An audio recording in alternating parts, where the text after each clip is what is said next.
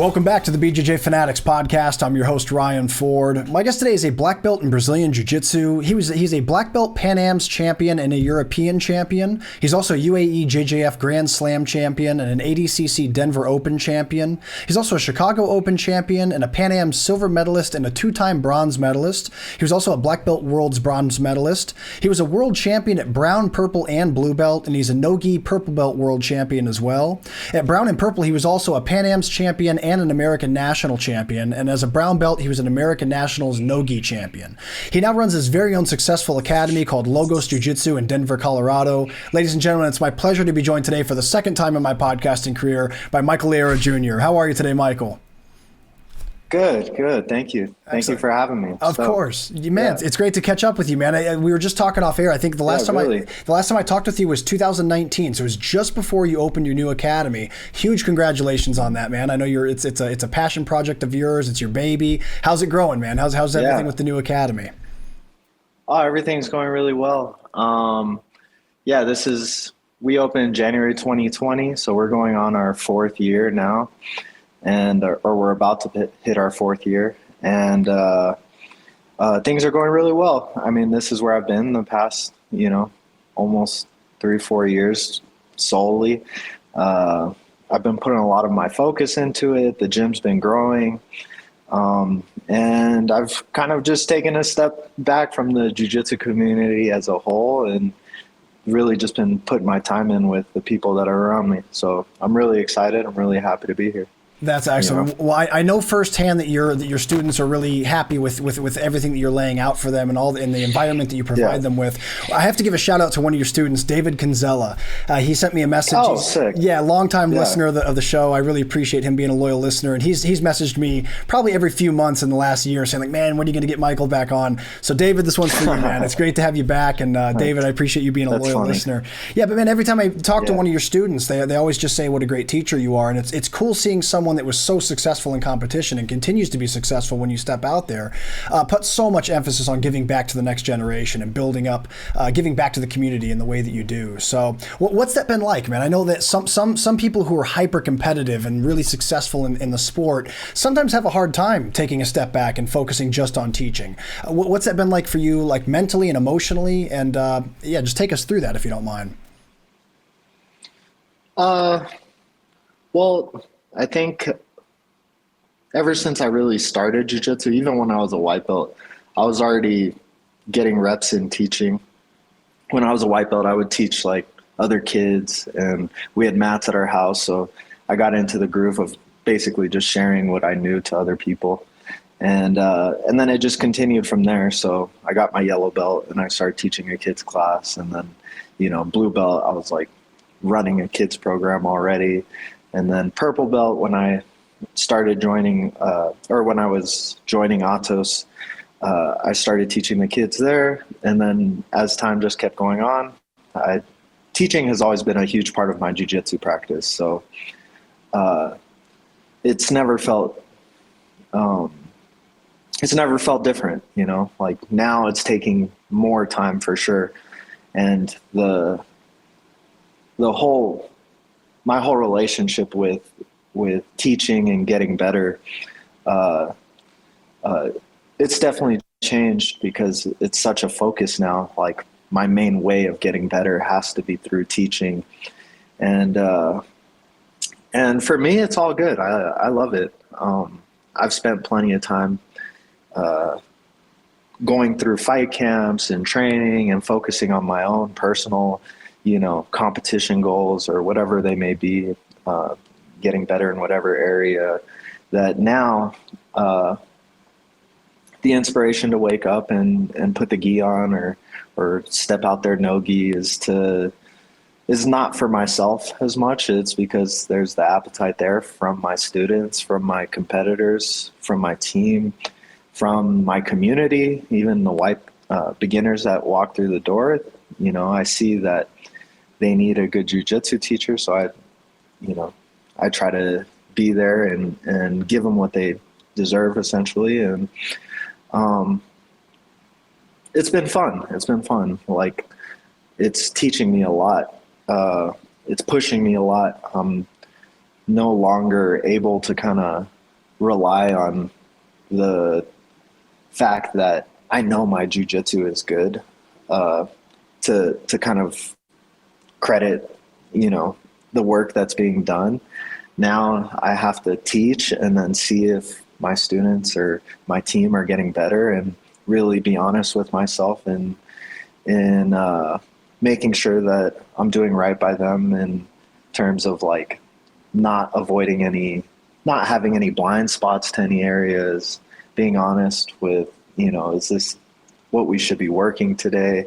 Are we on the right, trajectory to hit the goals that we want? And overall, it's a big responsibility trying to teach and be a proper, professor. So yeah, it's different. It's different. My how I intended on kind of teaching and coming as a professor here. I wanted things to be more casual. I felt like I just wanted to train and create a room where people could train and have fun and learn jiu-jitsu. And we definitely started with that, but naturally people started getting competitive, and a few of my guys started doing well, and ladies started doing well in the competitions.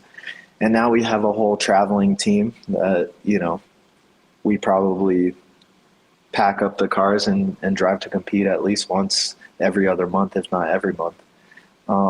So I'm riding this just as much as I am controlling it at this point. I kind of see where we're going, and I try to, do my best to follow sometimes.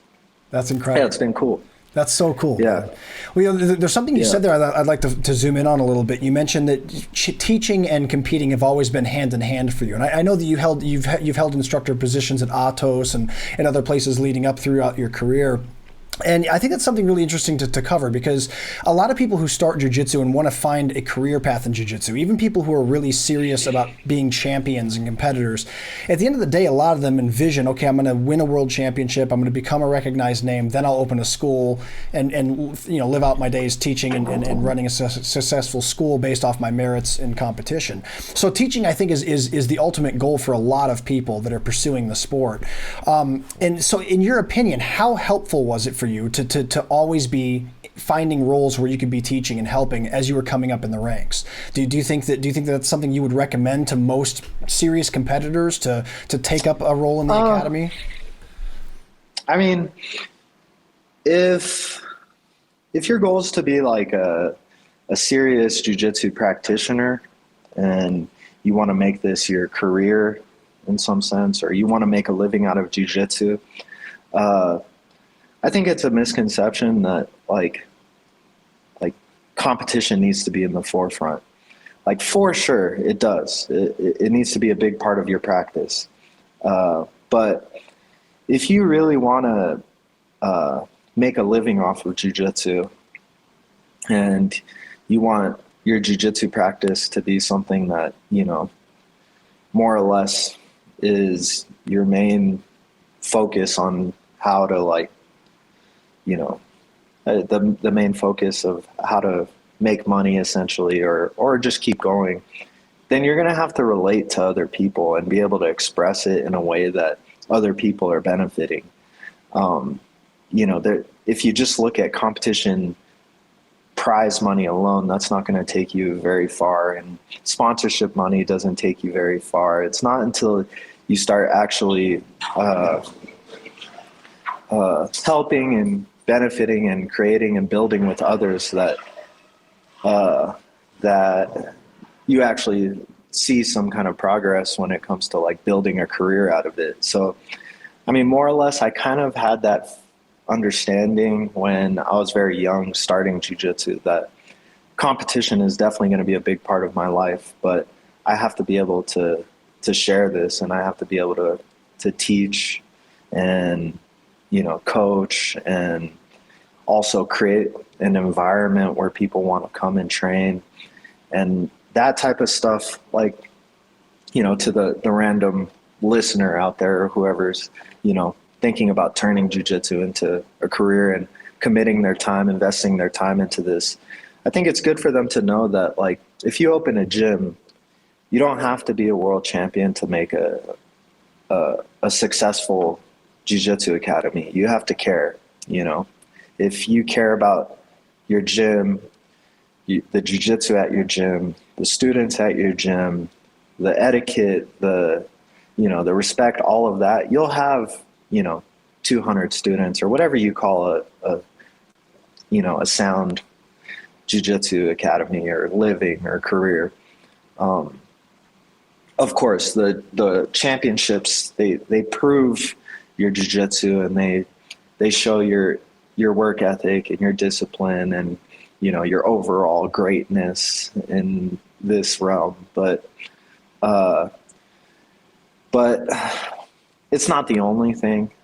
It can easily corrupt you, for sure. Like, if you just solely go down that path, there's definitely a lot of traps that you can fall into that will actually get you further away from your goal of, being a jiu-jitsu practitioner for life. So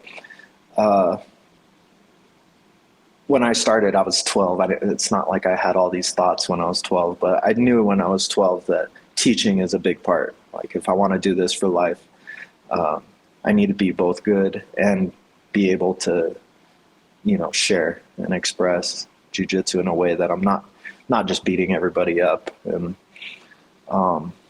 so, yeah, it's really just been a continuation of that ever since I started. I feel like once I started understanding how much personal gain I was getting from sharing jiu-jitsu with others, then it just became, like a staple for me to make sure every day I'm in here, obviously doing my own training, doing my own studies, but also I have my group with me, my like core group of partners that I try to like really learn with, and bond with, and I'm sharing my jiu-jitsu with them constantly. I feel them sharing their jiu-jitsu constantly with me. And then one layer outside of that, the people that come every day, I make sure I'm putting a lot of focus and energy and as much of my passion into sharing jiu-jitsu with them. And same thing, I feel them come into the gym and give me the same. And then one more layer outside of that, or, maybe even just the visitors or the occasional people that come into the gym, I try to give and share with them as much as I can, and same, I feel it reciprocate. So I just feel like it's a big, it's a cycle where, if you're giving, you're receiving, and everyone's growing and we're all building. Like, it's up to you at that point what direction you want to take things. The energy is there. So yeah, I've put a lot of emphasis on teaching, ever since the beginning, and having a gym was not a secondary thought to make me some money, but always like almost a prime,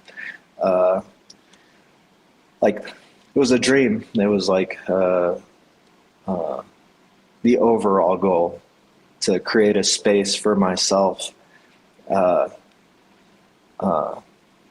practice my jiu-jitsu and to share it with others. So the Logos Jiu-Jitsu here in Denver has been more or less just trying to manifest that. And along the way, you make a ton of mistakes. Like, it's just natural, or at least I hope it's natural. I hope everybody goes through this phase, but all you can do is try. And like every day I go into the gym and try, and that's more or less where you can find me now. I mean, whoever's listening or whoever's out there, if you ever want to see where we're at, just show up to Brighton Boulevard where Logos Jiu-Jitsu is, and you'll find me and my crew doing our best to kind of do our thing.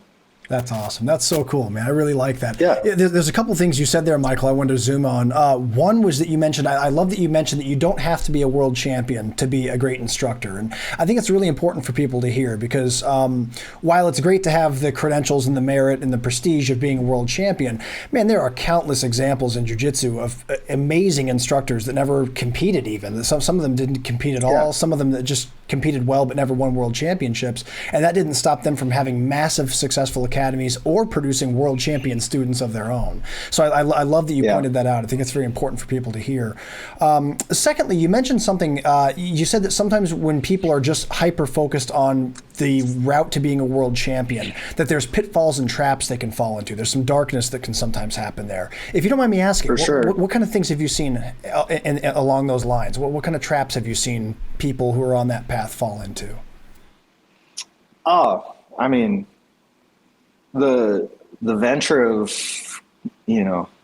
competing and becoming world champion, or just that general idea of like, it's a huge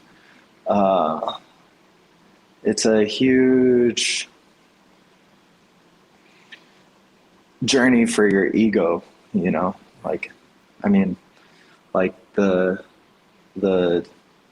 starting point of like, oh, I want to become a world champion, that's like that idea is your ego telling you that you can. And I'm not saying that that's even a bad thing, but just that's the start of it. Like the start is your ego says that you can be the best in the world. And then from there, I mean, the next few steps in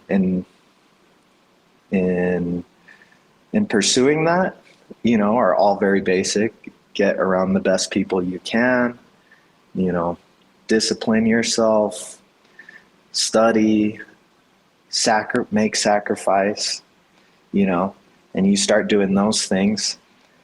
And then past that, it's like you now jump into a competition and see that the field, like the overall competition, now that you're getting ahead, you're putting yourself through your training, you're training with the best people you can, you're studying, all of that.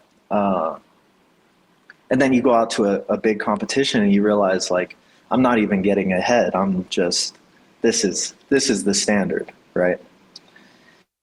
And that's where competition starts. That's where the pursuit of being world champion really starts, when you realize that you do everything you can and you're just,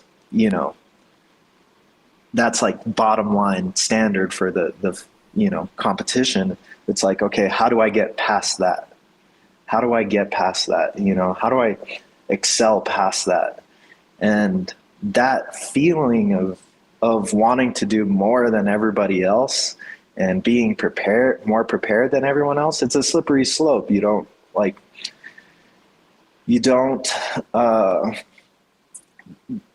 Those steps are unclear, those steps, become like unclear as far as like, oh, I need to spend more time. I need to neglect some of my relationships with my, friends or family, or, I need to step in the gym. And now that I'm with all the best guys, I need to do better than all of them and what they're doing, and I'm going into a competition and I want to, do well. No, I want to do anything and everything I can to win. And, it's like, it's all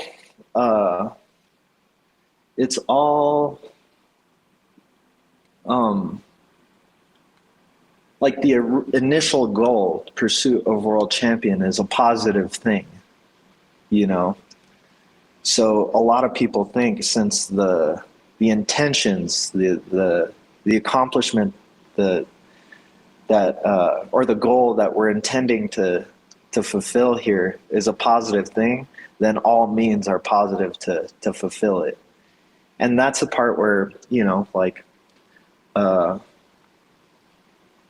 where you see personalities like Michael Jordan, or, those real champion mentalities, like you hear they're rude in whichever ways, or they're, overly competitive.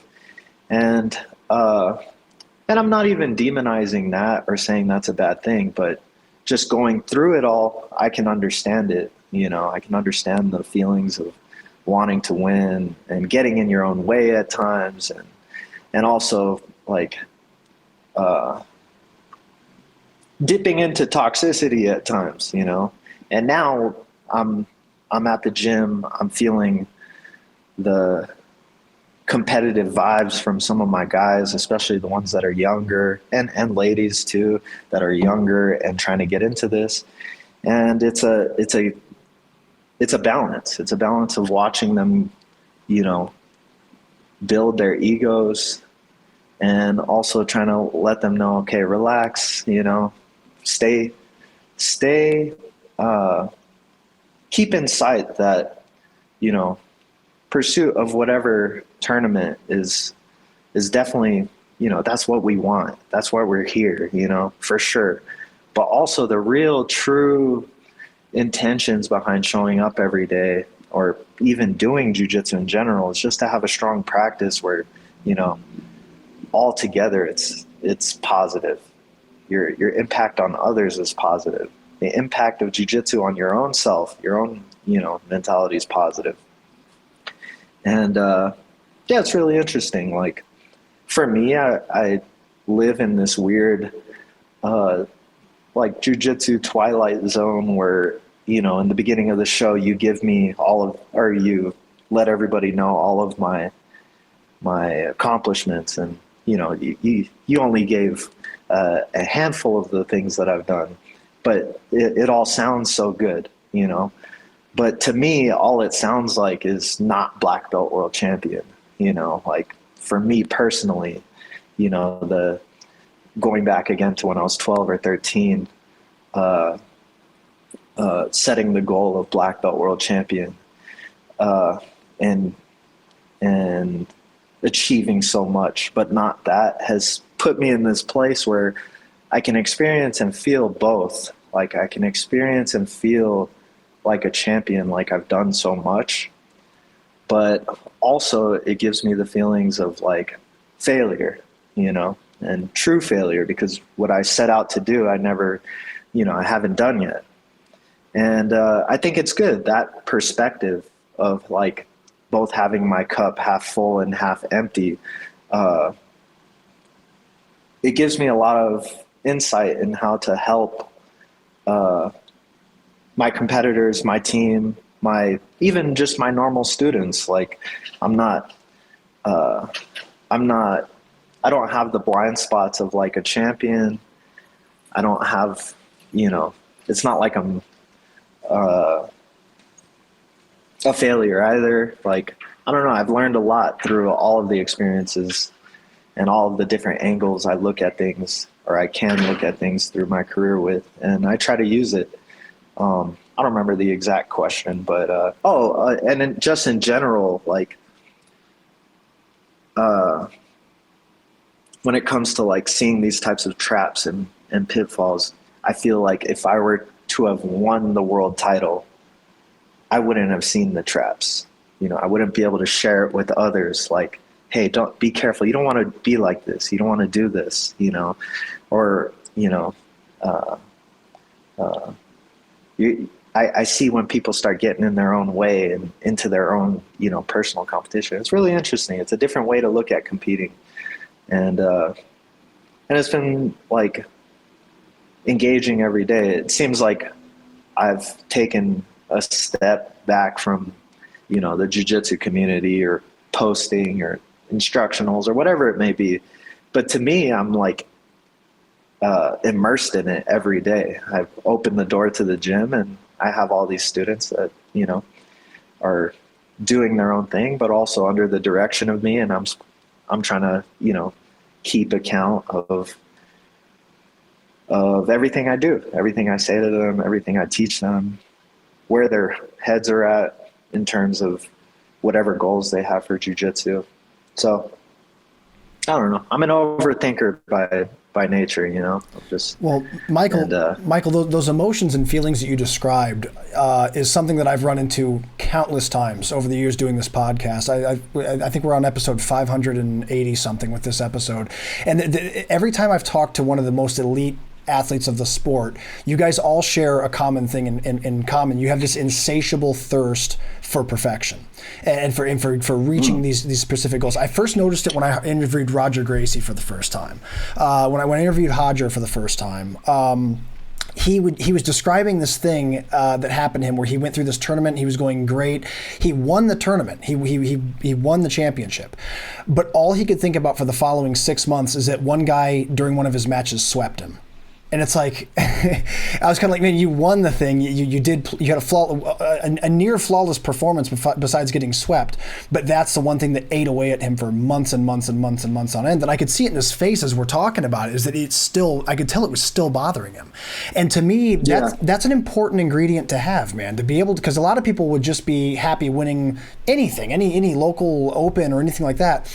I think what separates people like yourself and at the elite level and the rest of the pack is this insatiable thirst for perfection and more. Do you think that that's something that it's obviously a double-edged sword. It can make you feel bad sometimes. It can make you achieve great things on the other hand. What are your thoughts on that? Do you think that's something that you deal with in your life? Yeah, for sure. I mean, I can't relate. If I won a world title, it wouldn't matter to me if someone swept me, but there's different levels. But there's levels to it for sure. But no, definitely. I almost more than the finishing product of anything, whether it be the tournament results or the finished product of a class that I ran or a private that I gave or a role that I had, anything, I always look at it for what it is. And even if it were great, there's always mistakes. There's always, something that you could have done better. There's always adjustments to be made. And the people that or personalities that don't see it that way, sometimes it works out for them, sometimes it doesn't. But for me personally, I have to overanalyze everything. Like, even a roll or a drill session, sometimes I'll record them and go back and obsess over, this one rep on a drill actually looked good versus the rest. Or, I'll watch something that I did off a drill session and I'll be like, I remember that didn't feel right, and that type of hunger for just for progress and for better, for more adjustments always. Yeah, that's the passion, it kills you it kills you sometimes. It makes you feel like, man, I wish I could just do something and it'd be good, Sure. But that's why we love it, I guess. Yeah. Well, I mean, at the end of the day, man, I hear what you're saying, that it can be something that can be a little consuming, but man, it's sure better than being one of those people out there that just doesn't give a shit about anything. I mean, there's so many people that float through this life that don't have a passion and don't have a motivation or a direction, and they just sort of float through. It's got to be nice to know that at least, hey, man, I've got something I am so deeply passionate about that it can affect me in that way. I think that's a beautiful thing, man, at the end of the day. For sure. Yeah. Yeah. Yeah. I mean, that type of obsession, you could only wish that something in your life, strikes you in that way, Yeah, absolutely, man. Well, let me ask you this. There was something else you mentioned too. You were talking about how your experience, your unique experience that you've had through jiu-jitsu has also given you a more balanced view to be able to recognize the traps. You said that if you won black belt world championship already, you might not have recognized some of those traps. You might have just flown right through and not really paid attention to the things along the journey. And that has given you a unique perspective as a coach to help your athletes avoid certain traps. Because what you described, I really appreciate that echelon that you described, where you hit to a certain level in the sport where your absolute very dying best is just standard. That's what everyone's doing at a certain level. And it's like, what do you do to get that next little extra sliver of a layer above everyone else to win a championship? And that can lead to things like people deciding, hey, maybe I need to cheat. Maybe I need to start using PEDs. Maybe I need to start, sacrificing things in my life that would cause toxicity for me to sacrifice, like family or things like that.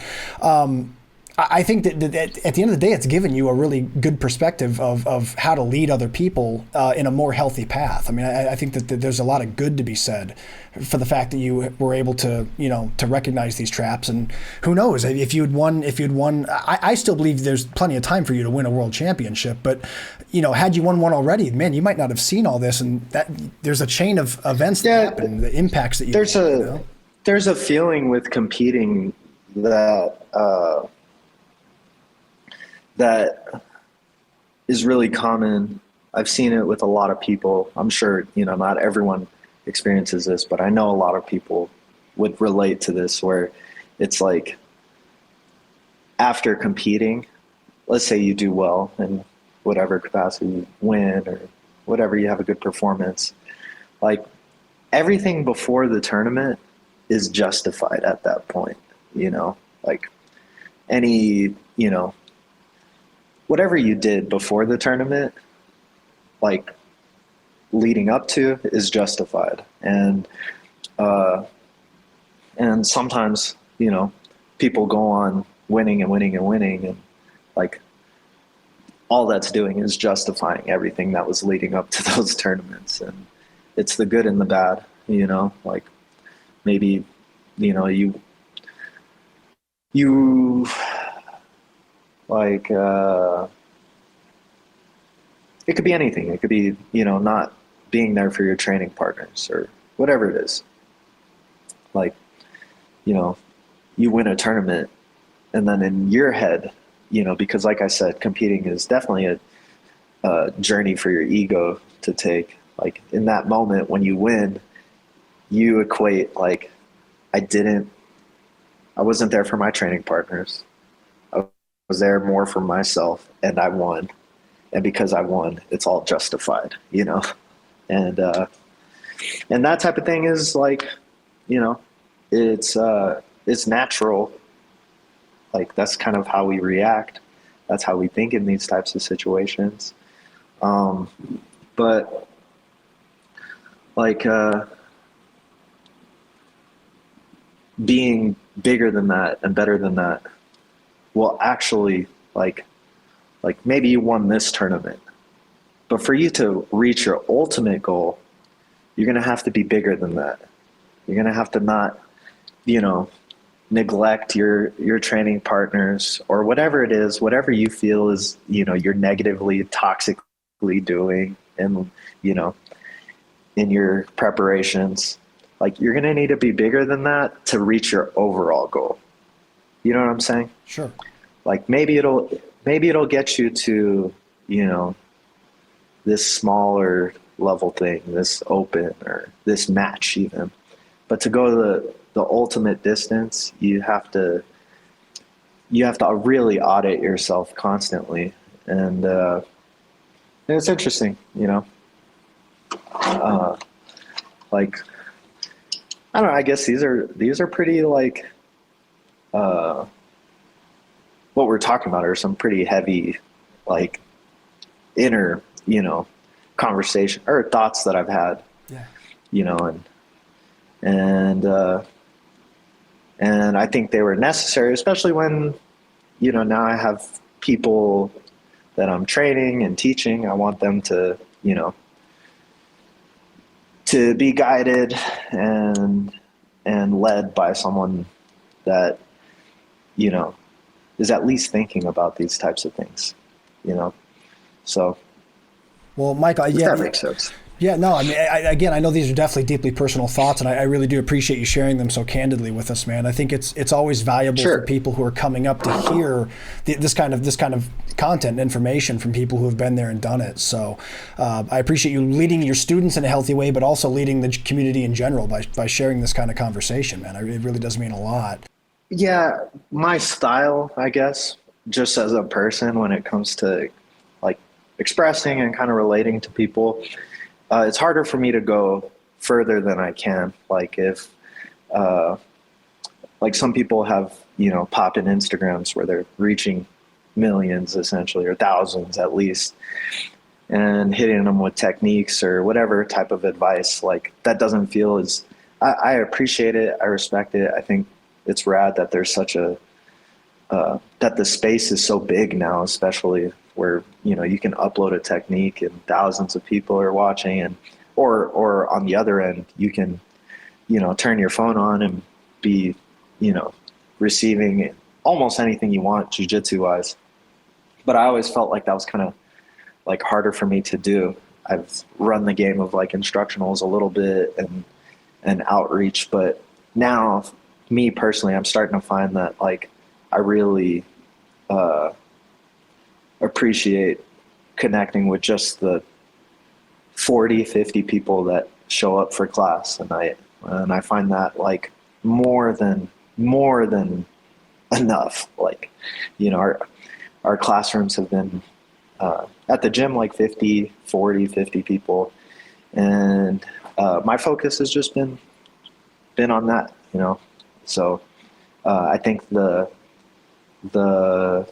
takeaways naturally are going to be different. If you talk to somebody that's a competitor and making their living off of instructionals and the whole typical life of a jiu-jitsu star, essentially, their insights are super valuable for sure, but they're just different, like the connections I have. Like I love some of my guys, but the truth of it is like I'm not dealing with the same level of overall talent that I used to. Like teaching at Atos, I'm talking to, like, I'm trying to share and relate with Dom Bell or, Gustavo Batista or, all these like world champions. So our, interactions are going to be kind of, obviously different than right now. I'm working with a guy, that he's like my little bro, but, hasn't won a tournament yet. We've been working for years and we're pushing just to get past match 2 right now, match 2 and 3, and feeling that type of connection and like trying to understand what kind of lessons to give somebody like that. It's stimulating me in a different type of way, and it feels very real. To be there for them and be able to relate like, hey, I'm no more of a champion than you are right now. Like we're doing this together. If we can't do this, it's like, it feels make it or break it for us, and that type of energy, that type of place that we're in right now, or I'm in right now with people at the gym, it's cool. It feels like, it's different. It's just different, if that makes sense. Dude, that's a beautiful thing, man. I think that people that run academies like you're describing, working with everyday people, trying to accomplish their goals or become athletes themselves in the future and successful athletes in the future, man, you're truly in the trenches, man. You're one of the instructors out there in the trenches helping this community grow. I mean, it's people like you and academies like yours that cause people to come sign up and try jiu-jitsu, and that's what made the sport grow over the last 15, 20 years the way that it has. So I think that's a beautiful thing, man. I think it's really cool that yeah. I think one of the reasons why I share these feelings now, I came into this podcast not knowing what I was going to talk about at all, but I think I have this inclination to kind of share these types of feelings or stories because I think there's tons of room in the world, but as far as I can see, the United States, for more jiu-jitsu gyms, Yeah, you know, sure. like Yeah. more. There's so much demand. There's so many people out there that would do jiu-jitsu and enjoy it if they had, you know, if they start and if they have an instructor or gym or team that's close to them that cares. So yeah, I try to, you know, preach, you know, that jiu-jitsu is a good thing, and if you kind of care about it, I think you should go for it. And the more gyms we have with instructors that are, you know, less so focused on their own competing and actually on the gym and sharing things, like that's a good cause, I guess. Man, it absolutely is. Yeah, it's funny. Like if you visit places like Southern California or, you know, in Brazil, like where there's jiu-jitsu academies everywhere. Like every couple blocks there's a school somewhere. There's no reason why the rest of the country can't look like that. You're absolutely right. Yeah, I mean, there's no reason why places in the Midwest, or, you know, it's growing all the time. It's way more popular now than it's ever been, and it continues to grow and grow. But yeah, I wholeheartely agree with you, man. I think that people like you out there on the forefront, representing jiu-jitsu well and welcoming people in and guiding them. We need the country needs more people like you, man, for sure. It's funny. Like, I mean, I guess this is beside the point, but just to kind of change the topic a little bit, I guess. Yeah. It's funny at my gym, like one of my guys who competes really often, he started coining the term curriculum. Like, yeah, I went to the tournament and I just started hitting curriculum out there. And, or, you know, we'll be talking about somebody and be like, yeah, you know, he's training with us, but he's not up on the curriculum yet. And it's funny because I don't have a curriculum. Like, there is no curriculum really. The way I run my gym, I show up every day and I teach what I feel like we need, you know. I teach what I'm always watching, I'm always paying attention. And I have no set curriculum. I have my morning class where I teach for 45 minutes and we spar for about 45 minutes to an hour.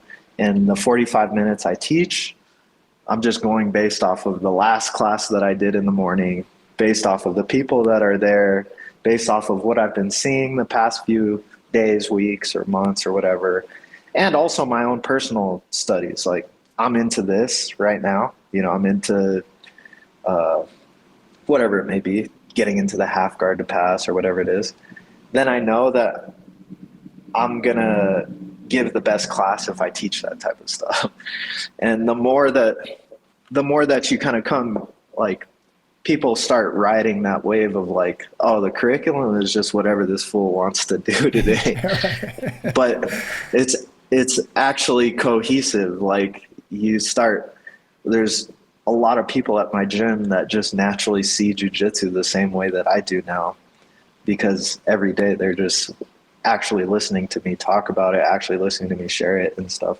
So yeah, I'm finding all these, like, you know, real, like, ways of kind of expressing and sharing with my gym and my students. It's cool. That's really it's a good cool. time. That is really cool, man. It really is. I'm always fascinated in hearing how people approach their classes, because like we've reached a point in the world of jiu-jitsu now where there's so many hyper structured curriculums out there where, like, literally like from the time that you're on your first day walking on the mats until you're like a brown belt, some affiliations and coaches know exactly the steps and the pieces of the puzzles that you need to have by the time you get to the next page, and it's all laid out very, very orderly. And some people go the old school route where it's like, hey man, today I feel like teaching this today. I want to do it like this. It's very arbitrary what they're teaching. And then it sounds like you have a really good balance of remembering what was going on in the last class, but also being aware and keeping your finger on the pulse of the things that you see in the room that need to be improved. And I think that's a really great way to go about it too. I think at the end of the day, it's however you teach best and however your students develop best is what matters. And I think it's really cool that you have your own kind of unique style of teaching, man. I think it's really cool. Yeah, it's been fun. Like, every class kind of will try to build off of the last one a little bit. All of the classes, like, I don't quite know exactly what techniques per se or what drills I'm about to push.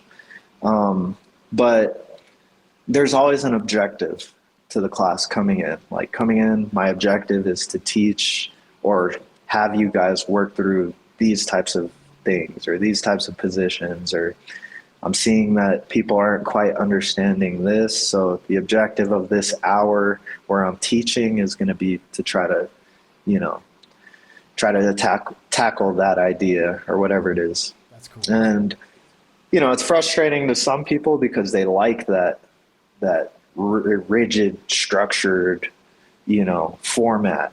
But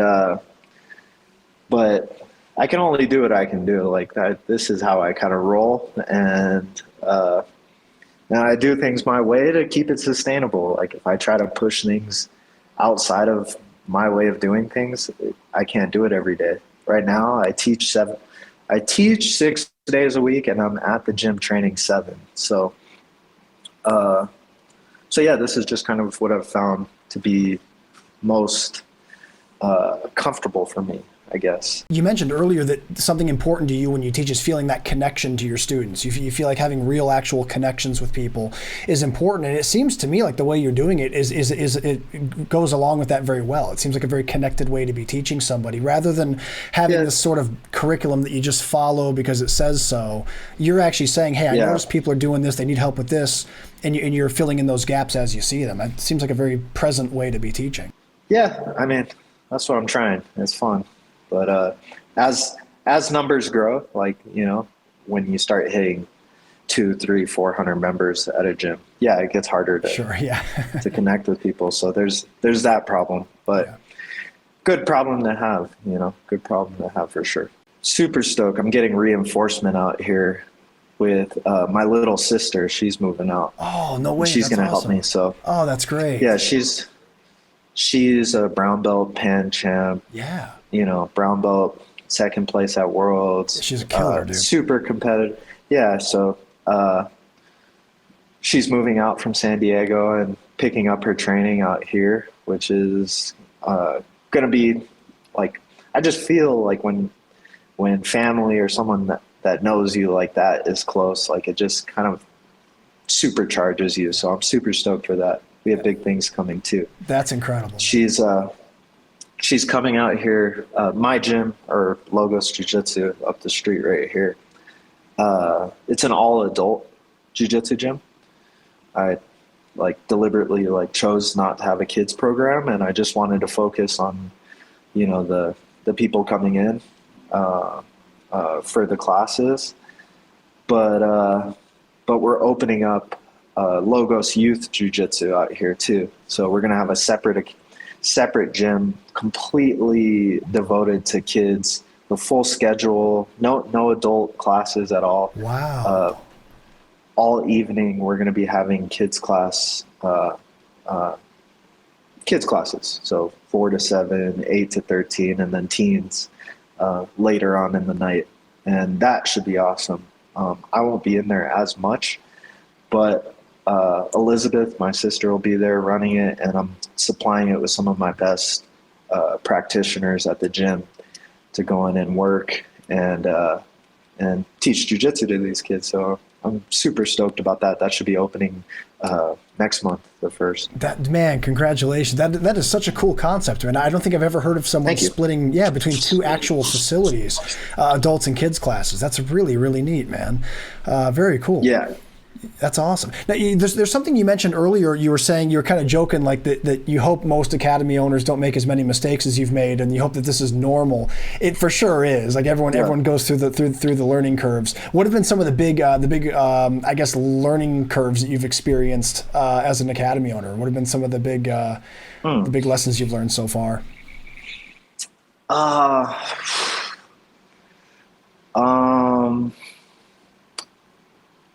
Let's see.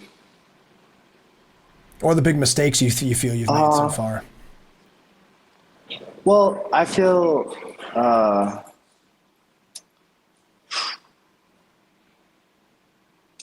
like just in general, you know, opening the gym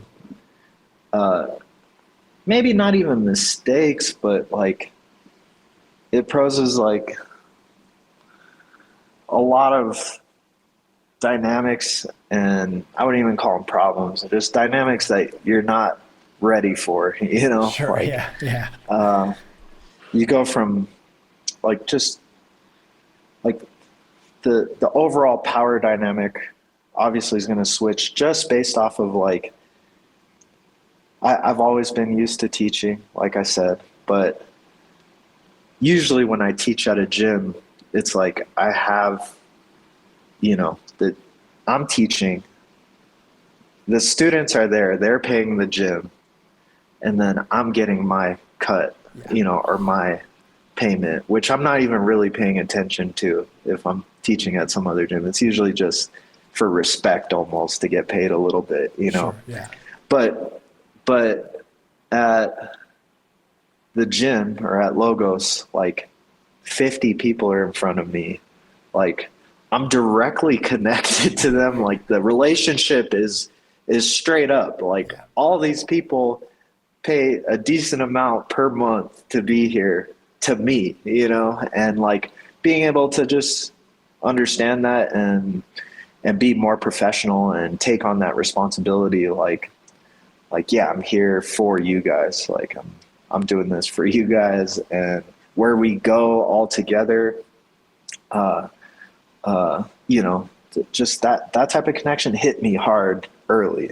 Like I'm not just clocking in and teaching, you know, doing my training and then peace, I'm out.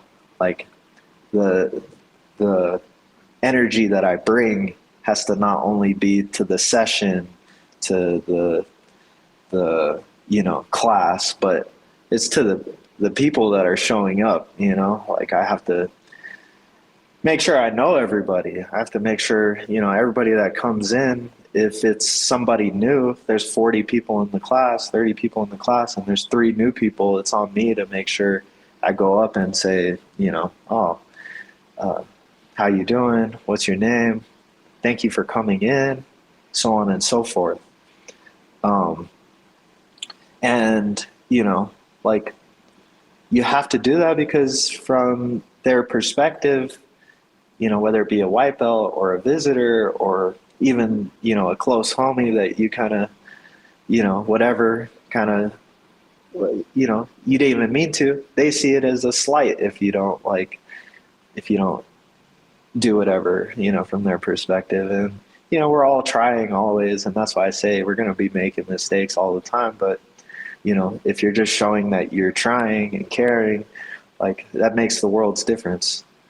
So, yeah, there's that. I think that was like kind of weird for me. I don't know, just like not weird, but just it hit me that the relationship is different between me and the student base. Like these are, you know, my members at my gym rather than just people that showed up today for my class. There's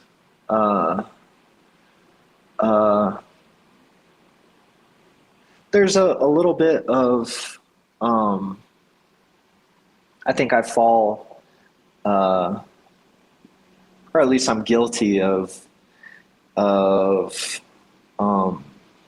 wanting to help people and put people,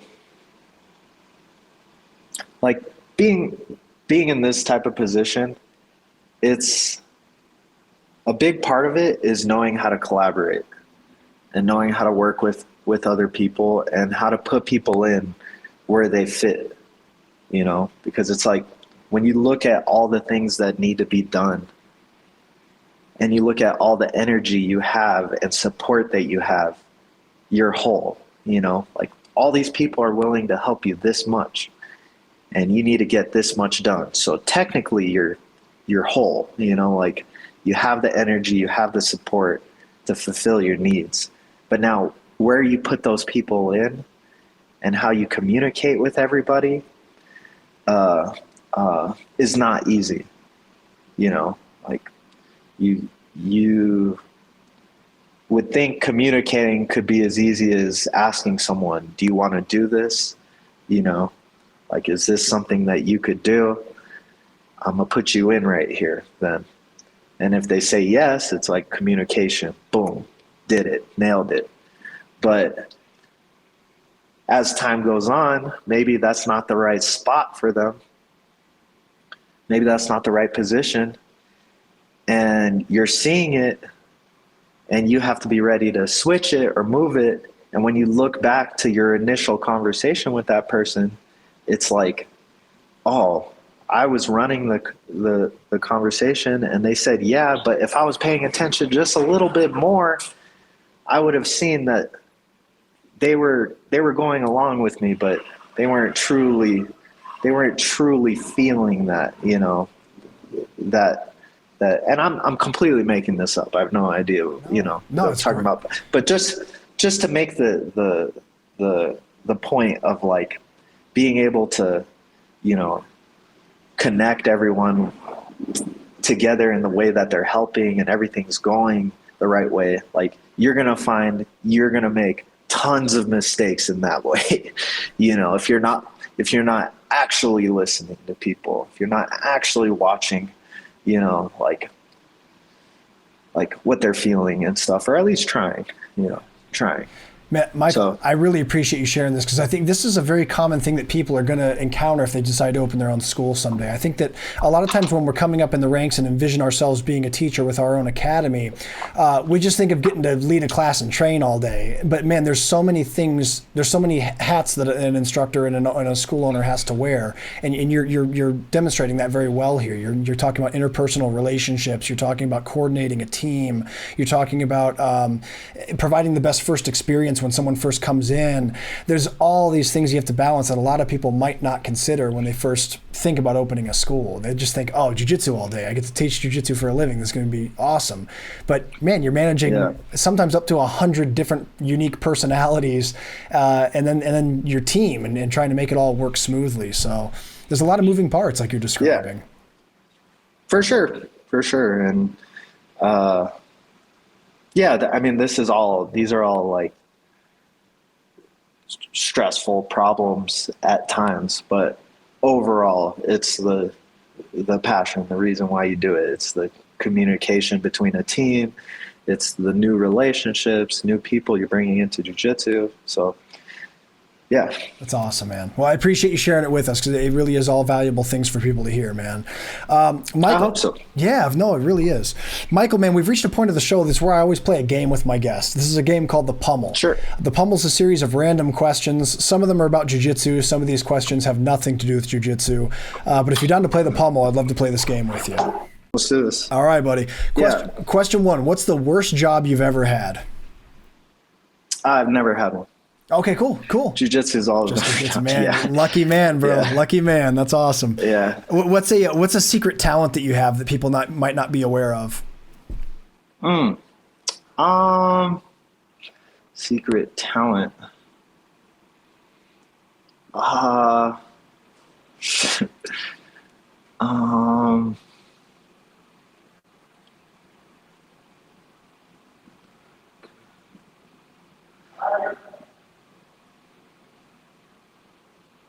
Honestly, I'm not a very talented man. I mean, I really can't even think of anything. Can you sing? Can you dance? Can you cook? Can you? I mean, I can cook. Cook. I'll say that. Okay. I'll say that. Yeah, I'll impress anyone with my kitchen skills for sure. That's definitely a talent. That's one that I wish I had. Well, speaking of something you wish you had, what's something you wish you were better at? Something outside of martial arts that you wish you could do better? I would trade easily. If I could, I would trade 10 to 20% of my jiu-jitsu talent for some musical talent. Oh, nice. You know? Yeah. I have the appreciation for music, but I don't have the talent. What kind of music do you like? What do you listen to? I listen to a little bit of everything. I mean, I like almost any genre that has good soul in it. So some rock with soul, or some hip hop with some soul in it. Some blues, obviously, jazz. I like when those types of things are infused with some soul. So Yeah. That's awesome. Good answer, man. What is let's see, your favorite bad food to eat? So your favorite junk food. What do you like to have when you're on your off days from your diet? I would say pizza. Pizza's the darkest I'll go for sure. I feel like I eat pizza and I don't know if it's the gluten or the cheese or what it is, but there's like a depression that sets in after that. Like, I'm barely understanding now, but yeah, pizza's delicious. Pizza and a beer is. Yeah, pizza and a beer. Pizza and a beer. Post pizza depression can be real sometimes, depending how much of it you eat, for sure. What's your most hated food? What's something that you cannot eat no matter what? I'm not a big fan of like ramen or noodles of that sort, you know. Not a big fan. Okay, fair enough. What do you think was the scariest moment of your life?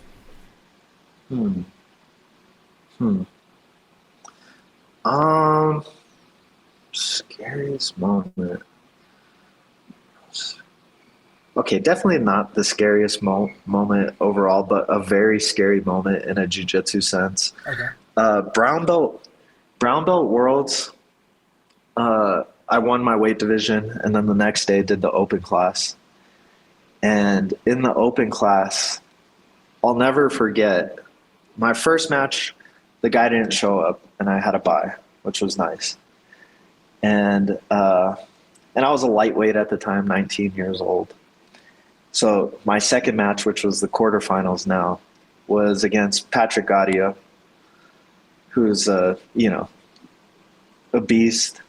I think he fought middle heavy or heavy that year and was just, like jacked.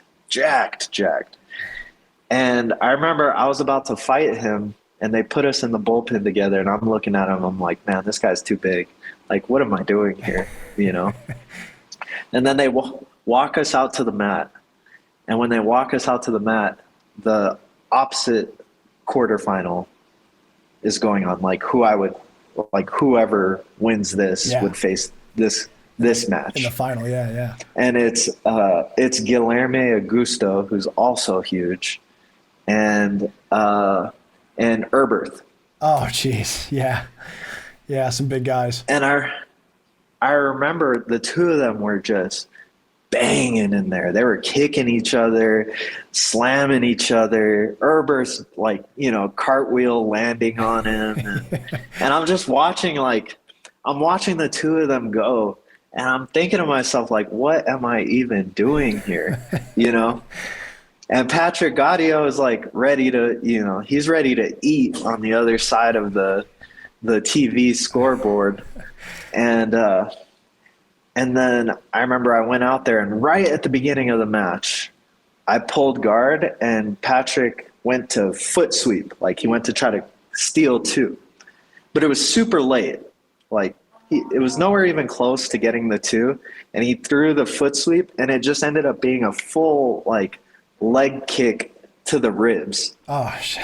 And, I just remember him smacking my ribs and it knocking the wind out of me. And I'm like, and Patrick's trying to pass, and I'm trying to just recover with the wind knocked out of me. And the match goes nuts. He grabs my foot and tries to break it. And I'm doing a handstand with my foot in his ankle lock. And it was a wild match, no video. And at the very end, he was up by a few advantages, and I worm guard swept him with literally 10 seconds left. Wow.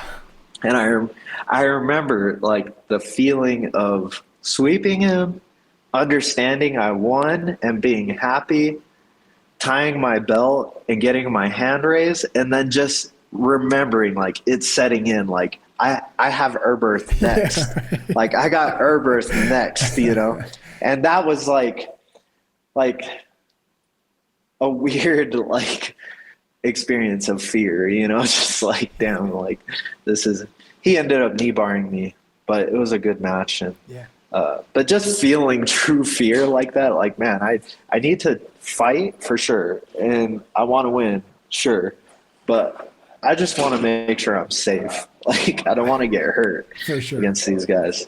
Well, man, I appreciate sharing that experience. That's a really cool story, and it's also great because, like you said, you didn't win the match with Erbert, but it certainly wasn't nearly as bad as you built up in your mind. And I think that's often very true. One of my favorite quotes from Seneca is we suffer a lot more in imagination than we do in reality. A lot of times when we actually experience the actual thing, it's not nearly as bad as we built it up to be usually. So that's definitely a good lesson to be taken. But man, crazy experience. I appreciate you sharing that, man. That's a really cool one. Of course. What do you think is your who's your all-time favorite grappler? I mean, I feel like there's like a top 5, and like whoever I'm feeling most in the moment, like that's who I obsess over. But I mean, it's right now heavy Hodger. Like I'm watching a lot of Hodger and kind of really trying to understand why he's so good, and it's mind-blowing. But Hodger, Marcelo was someone who I looked up to early, like a lot. My professor, Andre Galval, Leandro Lowe, rest in peace to the great. And a former instructor of mine, the Hibero Bros, like, I think what they brought to the game, like, is definitely underappreciated these days.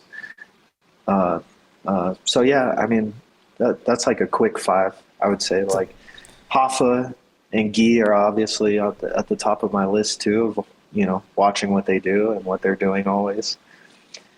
And then just like, probably the throwbacks of JT and Keenan back when, we were all training together.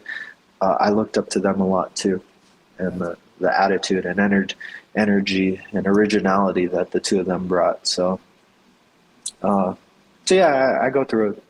Great I list, cycle man. through the greats always. Very solid list, man. Solid list for sure. What do you think is your biggest phobia? Phobia? I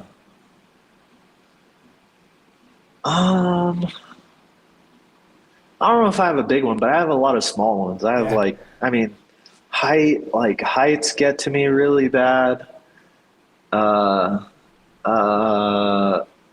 Like either there being food on my face, or like I got a stain on my shirt or armpit sweat or something like that. Yeah.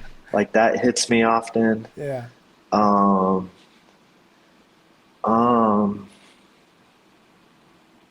Yeah. Nothing too crazy though. Yeah, those are pretty normal. Those are good. Now, you said you're afraid of heights. How high can you go before you start not feeling okay? Like, are we talking like top of a? No, just like even just seeing the height. You know what I mean? Oh, like really? 3 stories, but like I'm looking over, like that like hits me pretty deep. Yeah. I feel you. I feel you. Yeah. It's funny how, like, when people talk about heights, sometimes people talk about, they imagine like being on a mountain or something like that. But man, if you're on like a 2nd story building and lean over the edge and peek over it, it looks a lot higher than you'd think. So I feel that, man. For sure. It can be it's a common phobia. That's for sure. How about, who's your favorite superhero?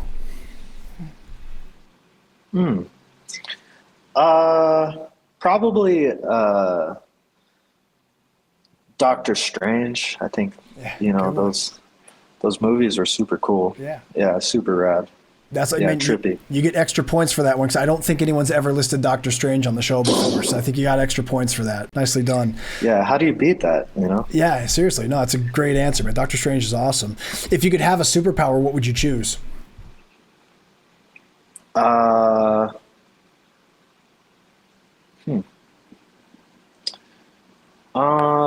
Probably some kind of like shape-shifting type superpower where I could just turn into something. That'd be cool. Yeah.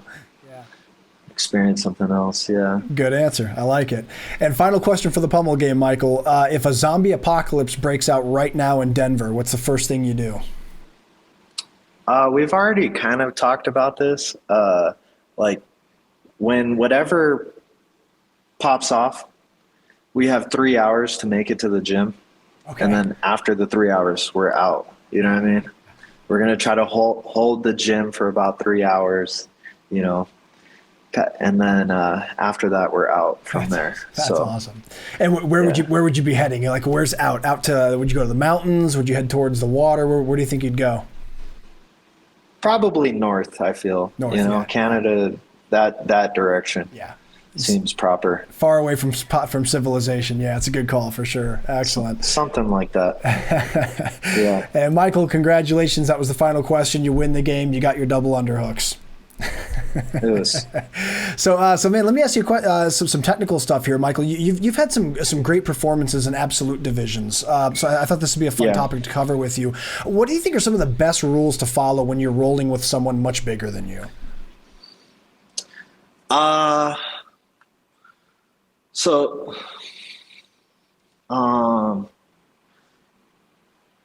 Okay, so in the open class, I always feel like there's like a collection of guards or just overall ideas from the guard that I need to make sure I'm staying on top of, you know, like the grip battle is super important.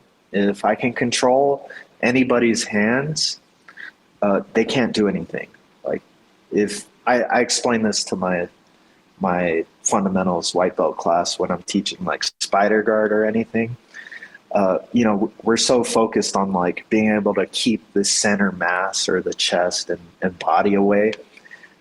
But from the bottom, if you think about it, like, or just in life, if you think about it, when was the last time you did something without your hands? You know, you can't do anything. You can't make a cup of coffee without your hands.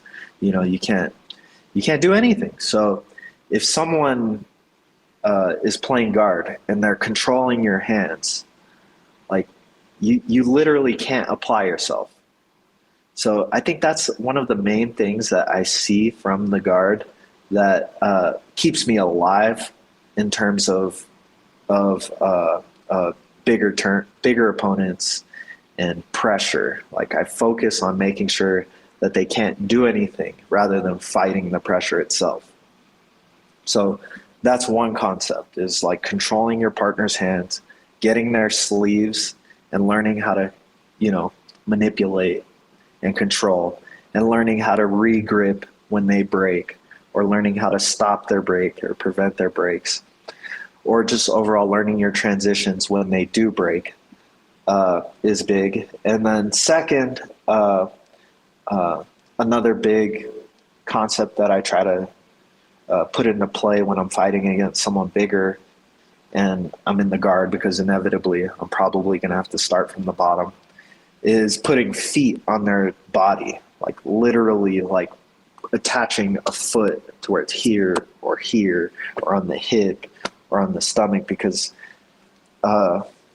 as long as feet are connected to the body, it's literally impossible to pass.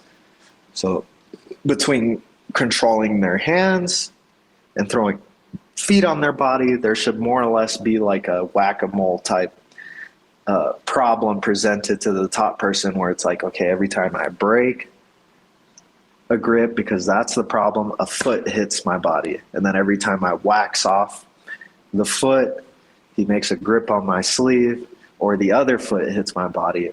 And that type of play where you're presenting, you know, fundamental issues to their pressure constantly, and not giving them an opening at any point, is at least how you're going to survive. And then your off balances from there are going to have to be in points of good leverage and specialized to your body. Like for me, my foot in the bicep is going to be super strong in moving someone because I have long legs, and you know, if they're bigger, I can still kind of move them. But maybe you have, you know, a shorter build and your deep half guard, you can kind of disappear underneath them with it. So you have to start finding your own, approaches to fighting or facing somebody bigger, and then keep in mind and be aware of the whole time you're up against them, that you're making the right decisions, because maybe this type of transition, this type of guard, this type of control works with somebody your size, but if you're not calculating in the match that this person is actually too big, then you're going to get, jacked on that miscalculation, more or less, Yeah, man. Excellent advice. Yeah. Yeah. I mean, if I could just break down like a little bit of what I think about, that's kind of what it is. No, that was outstanding, man. I really appreciate it. Yeah, Michael, in your experience, diving even deeper, what submissions do you think seem to have the highest percentage of efficiency against people much bigger than you? What have been your most reliable options as far as submissions go? For me, back chokes are always the way.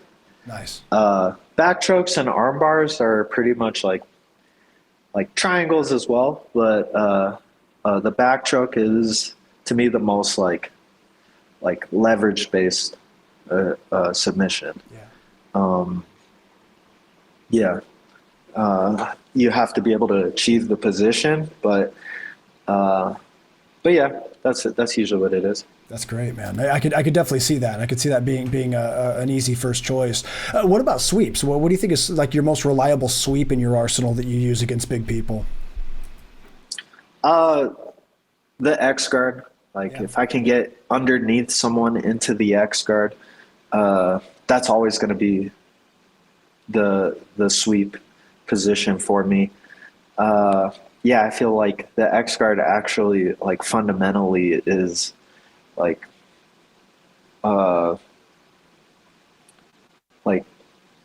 a proven sweeping position. Like from De La Hiva or from any other position, I feel like you have to, the other person has to make a mistake somewhere. You have to catch the off balance when your partner's making some kind of mistake. But from the X guard, I feel like fundamentally, if you play it right, the position's so sound that you should be able to sweep them. Yeah. So X guard, or I find a lot of people, going back to what I was just saying about how people make mistakes, or from like the De La Hiva, for you to hit a sweep properly, the person on top has to make a mistake. I look for the X guard to sweep, but if I'm fighting someone bigger, as long as they're not world class, like world class, I feel like the De La Hiva is a good option, because they make a lot of mistakes from their base, from the standpoint of their base. So if I can slap a quick De La Hiva hook on someone that's bigger, I'll definitely test their base a little bit to see if they're going to make a mistake.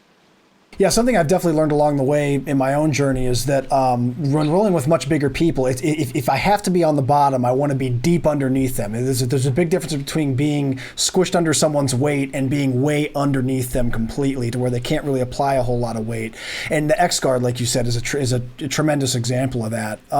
In fact, you have a great instructional with us that covers all this kind of stuff. It's called Playing Guard Against Big Guys, and you do use a lot of X guard in this instructional. At what point did you start to realize that things like X guard and De La Hiva are the go-to positions against big guys? Is that something you learned later in your career, or was it something you developed in the earlier days? I feel like my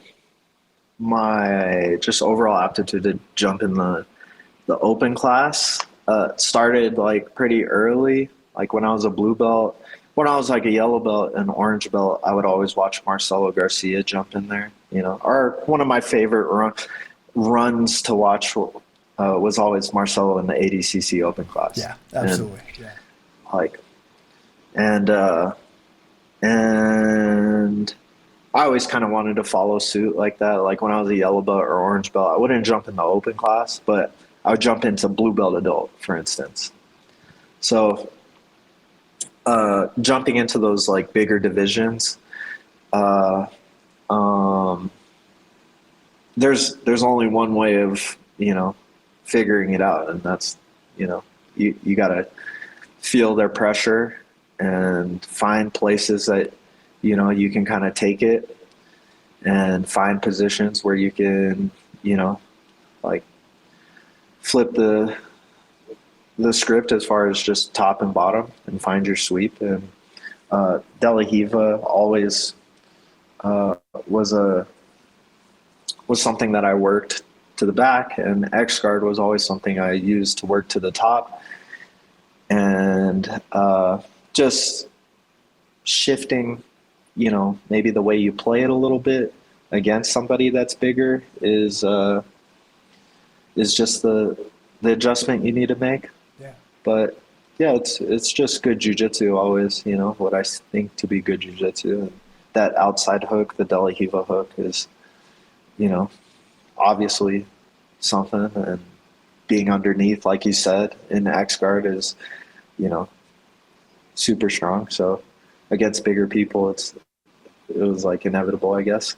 That's awesome, man. Yeah, I love that you mentioned that the Marcelo's old ADCC runs were something that inspired you. I always think back to Marcelo's match with like Rico Rodriguez. That was like a classic. Sure. That's when you can really see like, okay, here are some very viable options that can be used with massive size differences. So, and a lot of it runs along with what you're talking about here, man. So really cool. Do you feel that the dynamic changes at all between whether it's depending on whether it's gi or no gi? Does the way you play guard against big guys, is that impacted at all, whether or not there's a gi on?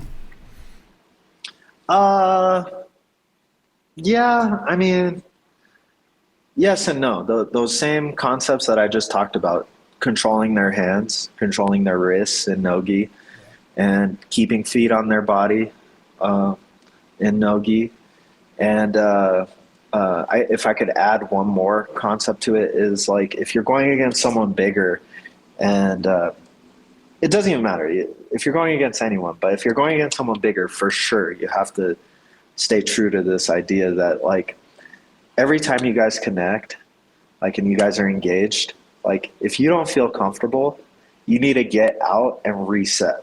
Yeah, that's excellent. Like if you think you're going to like start from this bad position and fight your way back to a better one, that's just most of the time false. Like instead, if you feel like your position maybe isn't even lost, but it is losing, you know, like it's not completely sound in whatever way. And if you can foresee that, like, or if you can just feel in the moment, like I don't have control, then you have to reset. You have to work on getting out, breaking space, and reconnecting.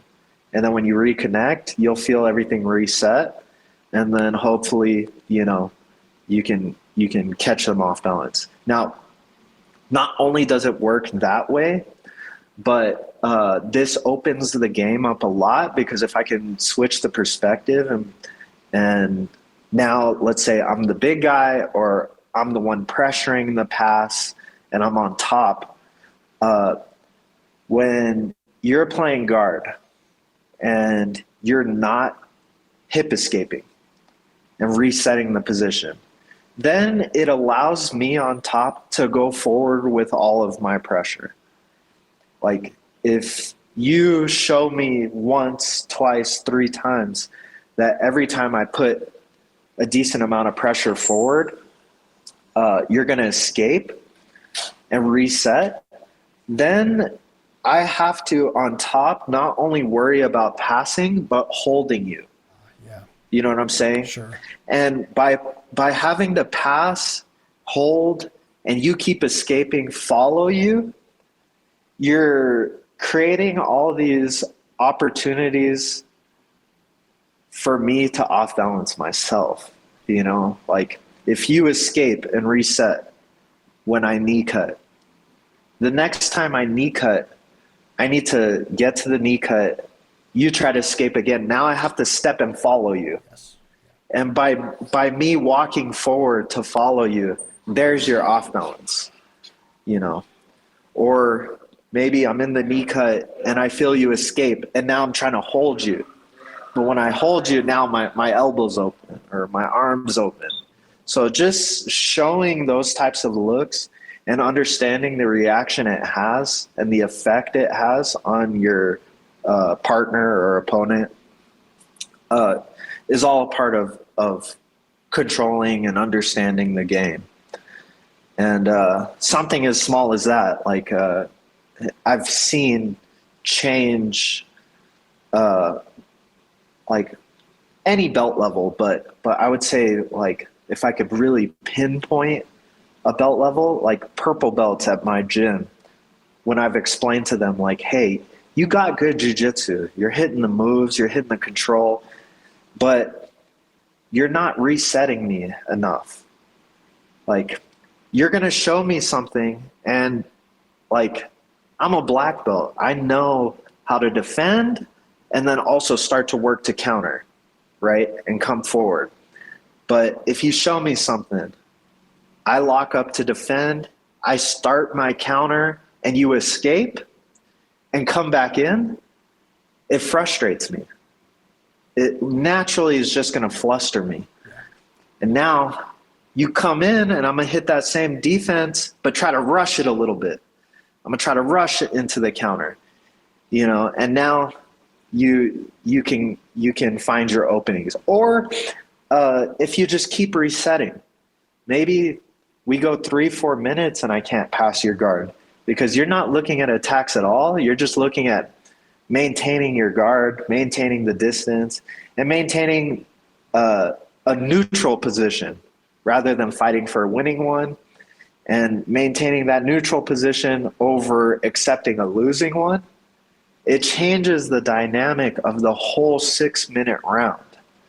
You know, if I can't pass your guard in 3 minutes and you're a purple belt, I'm going to start reaching out of pocket for a grip, reaching out of pocket for some kind of entry, and I'll be extended and I'll get caught, you know, like now I'm getting caught by you because you're seeing, you know, those types of openings.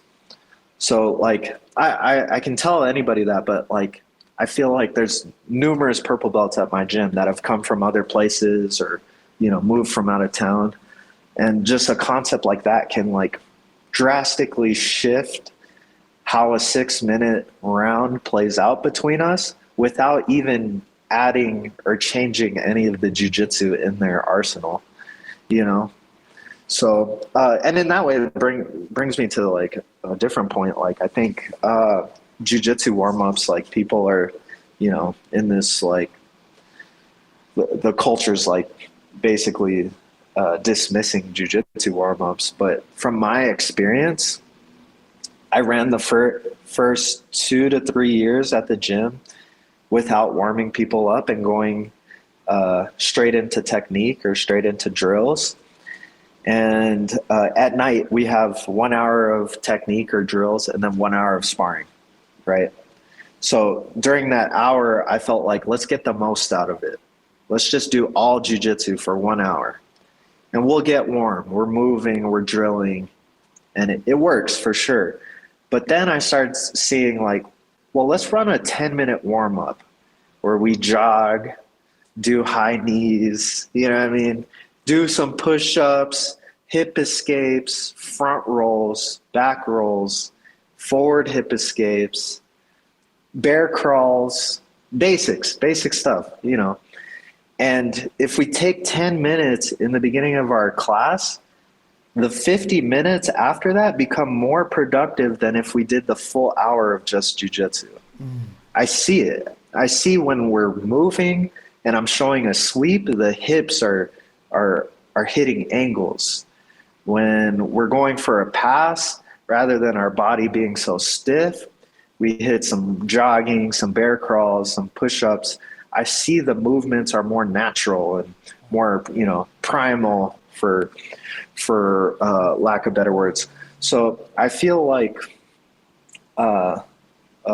just a side note, like I challenge people to get back to their warm-ups and get your body moving, you know, and when we warm up, I use it as a time for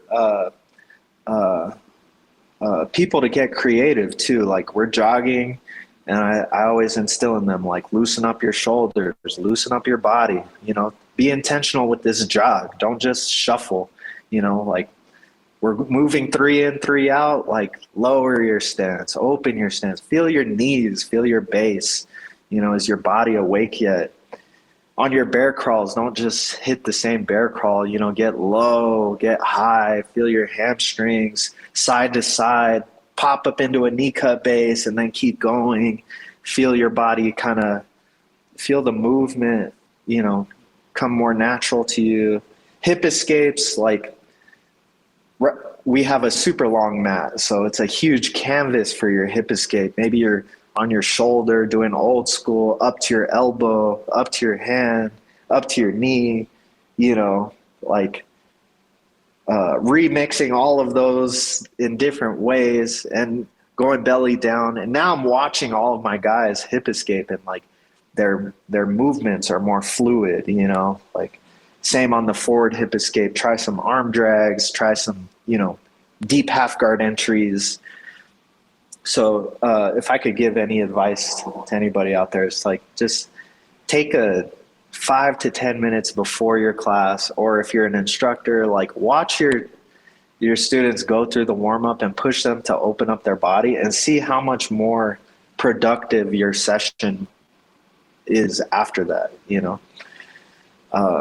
So yeah, just something I've been on lately, Man, great advice, man. I mean, with an activity as dynamic as jiu-jitsu, with the body movements that we use and everything as dynamic as it is, man, warming up. I mean, it's pretty important for most people, man. And I think you're right, man. I think you do your body a disservice by not warming up to some degree. For sure. Yeah. That too. Yeah. Injury prevention, overall setting intentions too, like if you jog for 5 minutes before class or 4 minutes even, like, and you're, in your head processing your jiu-jitsu, your goals, maybe a tournament, maybe a roll that happened, anything to snap you out of whatever you have going on, in real life and Absolutely. Put you into the, magical Hogwarts realm that you're in. Yeah. And, Yeah, for sure. Like going from on the mats. Yeah, like for most people, like going from the office or the work site to the jiu-jitsu room, that's definitely a change of pace and a change of environment, man. You got to kind of adapt your way in. So yeah, definitely warm-ups are important, man. I appreciate you sharing that. Something else I want to circle back to, if you don't mind. There's two things when you were talking about playing guard against bigger people that I feel like both the things that you said don't get emphasized enough. There's great strategic concepts, and the first one is mobility, overall just mobility in guard, keeping yourself mobile, not hugging the same spot, causing people to have to chase you a little bit and overextend themselves. That's such a huge aspect of guard that really changed things for my guard once I started understanding that. And the second thing is resetting. Like you don't have to be married to this idea that you have to fight your way back from bad grips or a bad position. You can definitely restart, and you don't have to accept a bad initiation, and I think that's really good for people to hear too. I'm very happy you mentioned both of those things because I feel like they don't get enough attention. Yeah. One concept that like I came up with, maybe it's helping people at my gym. I hope it's helping. I hope they understand what I'm trying to get across is that like. We drill every day, or we practice these moves. I teach you these moves that, you're choking someone or whatever. But like to frame everything properly, I tell my fundamentals class, like my white belts, I'm like, okay, just so you guys understand, like these moves don't work most of the time. Like jiu-jitsu is a whole lot of these moves that I'm showing you not working. Yeah. They don't work 99% of the time, actually. It's that 1% where you're in the guard and you're going for stuff, and then boom, you hit a sweep. Boom, you hit something. Like I just went through more things that didn't work than you could possibly ever know, probably, like all the way down to ideas. Like I have the idea to put my hand in the collar, but he blocked it before I even, even went for it, Like I might have an idea of like, oh, my idea right here is to start attacking his back, Hodger style, 2-on-1. I feel his base is that way. And then I look at it, I grab it, and I'm like, oh, I was totally wrong. Totally wrong.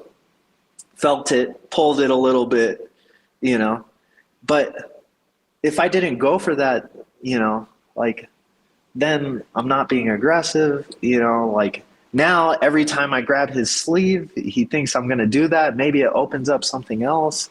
Like, but overall, white belts, a common mentality, a common question or problem I get from someone new is they'll be like, how come I can't do this? It doesn't work. And like my answer to that is like, you're on the right path. Like none of this works most of the time, like I'm in here making things not work like every day, and it could be against you. It could be against a white belt, it's not like, like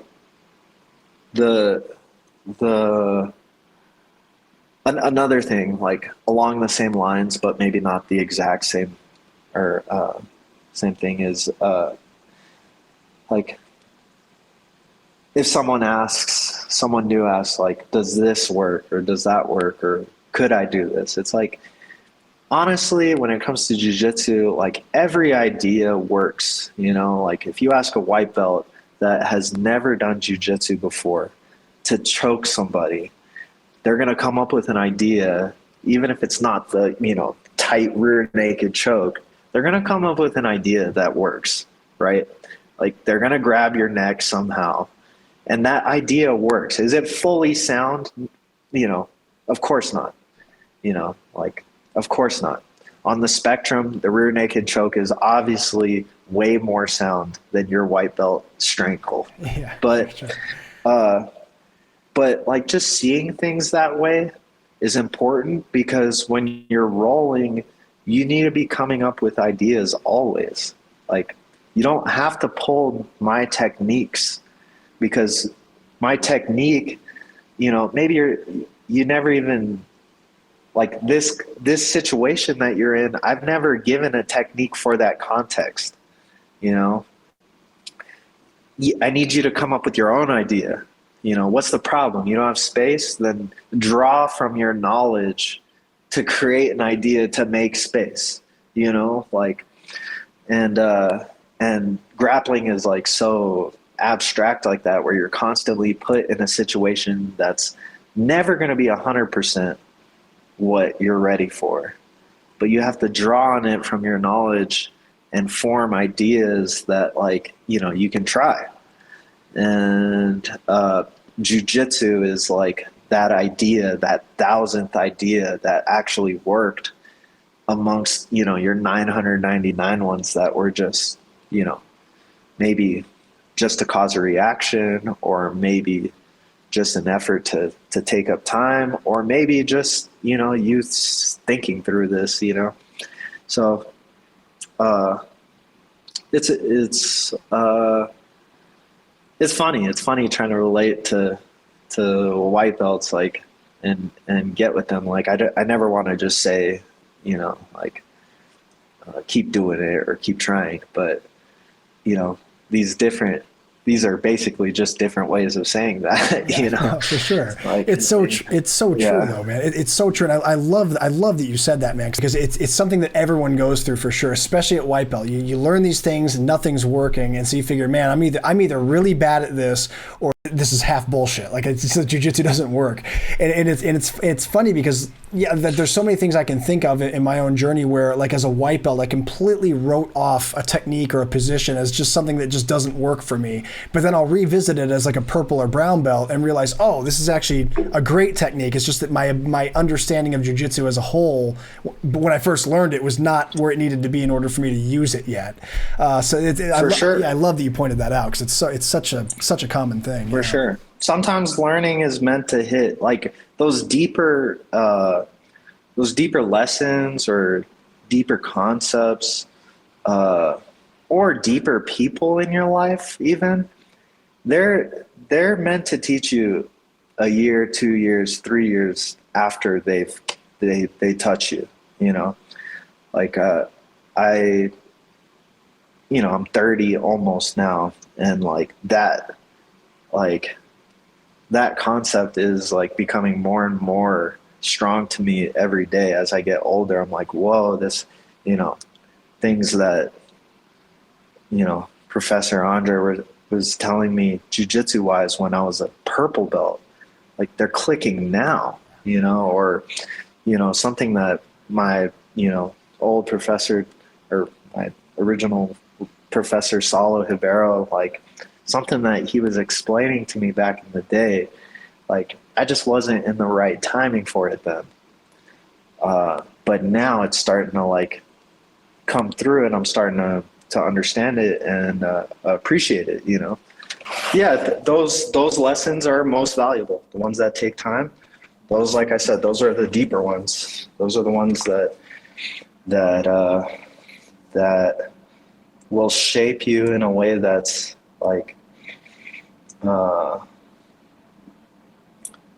shape you in a way that's, for lack of a better word, just deep. Yeah, sure. Yeah, it's like a slower burn. There's like a slow burn to it, where over time it starts to make more and more sense as you get more experience. Yeah, you do such a great job of teaching yourself, man. I mean, some of these concepts that you showed in your instructional have been helping me a ton with my guard. Speaking of deep concepts and instruction, I really do appreciate all the knowledge that you poured into this instructional. Again, guys, it's called Playing Guard Against Big Guys.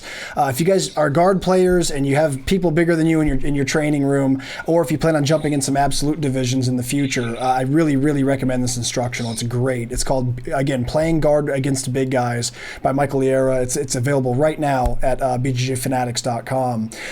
Michael, man, in closing, what are some of your major goals for 2023? What are some things you hope to accomplish by the time the year's over? I'll be back out there. 2023, I'm going for ADCC Open in 2 weeks. Nice. I did the one in Denver last month. I'm going back at it in Arizona. After that, I have Masters Worlds. This is my first year being eligible for Masters. So I'll be out there for that.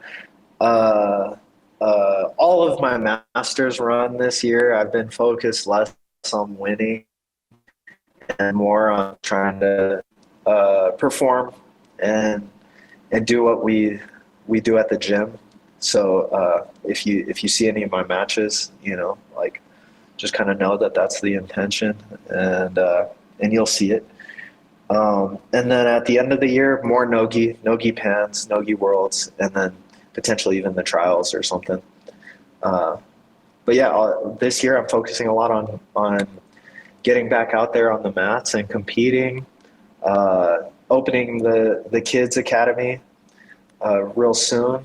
And like I said, if you ever want to share the mats, you know where to find me. Denver, I'm here on Brighton Boulevard 7 days a week at Logos Jiu Jitsu. So everyone, always welcome. Well, folks, unfortunately, we're fresh out of time. Michael, dude, I have enjoyed this conversation so much, man. You gave such great things to talk about today. You brought such great content to the table, and I really do appreciate it. You're welcome back on the show anytime you'd like to come back. I appreciate that. Thank you for having me. This was I don't get reached out to very much for these types of things as much anymore. So anytime I get a chance to kind of express myself, I try to take advantage of it. I appreciate the platform. Thank you. Dude, of course. No, much love. Yeah, likewise, bro. And I'll for sure be reaching out again real soon, man. We got to get you on more frequently, because this was outstanding. Anytime. For anyone out there that wants to keep up with Michael, it's real easy to do so. He's active mostly on Instagram. He's got his personal page, which is Liera Jr. On Instagram. He's also got Logos BJJ Denver as his academy. The website is logosjujitsu.com. If you guys are ever traveling through Denver, like Michael said, he's always always there all the time. So if you drop in, you will get time with Michael, which is a huge opportunity if you're coming up in jiu-jitsu and trying to get better. So always drop into Logos Jiu-Jitsu, guys, if you're anywhere near Denver. If you can't get to Denver, thankfully you can learn from Michael anywhere in the world here at BJJ Fanatics. He's got an outstanding instructional that we've discussed in depth today. It's called Playing Guard Against Big Guys. And it's something that I've personally gone through myself. I can tell you it's a great instructional for improving your guard against bigger people. So if you're jumping into absolute divisions, or if you're just the smaller guy in the room or smaller gal in the room, this will help you wreck people. So go get it. And that's going to do it for this episode, everybody. I really appreciate you tuning in. Please stay tuned for the next episode of the BJJ Fanatics podcast.